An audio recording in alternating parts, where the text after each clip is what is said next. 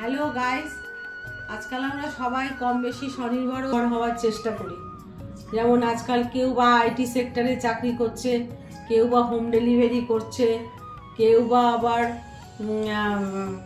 বাড়িতে বসে নানা রকম কাজ করছে। প্রত্যেকে কেউ না কেউ কোনো রকম কাজের মধ্যে ইনভলভ। কেউ কোণে সাজাচ্ছে, তা পাগাও ভাবছে যে ও নিজে নিজে একটু স্বনির্ভর হওয়ার চেষ্টা করবে। তা পাগা তত্ত্ব সাজানোর চেষ্টা করছে। দেখুন, পাগার থেকে আপনারা শিখে নিন কিভাবে তত্ত্ব সাজাতে হয়। পাগা বিয়েবাড়ির তত্ত্ব সাজানোর অর্ডার পেয়েছে। পাগা একটা শাড়ি দিয়ে প্রজাপতি বানানোর চেষ্টা করছে।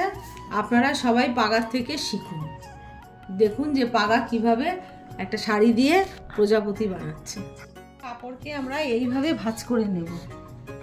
তারপরে এই দুটো সাইড একটু এরকম উঁচু মতো করতে হবে। এইভাবে একটু উঁচু করে নেবেন। পাগা করছে তো আপনারা একটু কনসিডার করবেন ব্যাপারটা। একটু উঁচু করে নিলেন। বিনস দিয়ে এরকম দুটো সুর লাগিয়ে দেবেন। এটা প্রজাপতি সুর হয়ে গেল।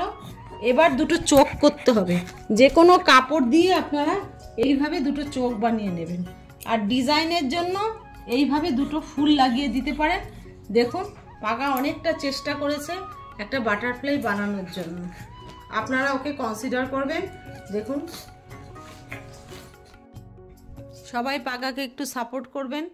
আপনাদের যদি কোনো তত্ত্ব সাজানো থাকে তাহলে পাগাকে বলবেন।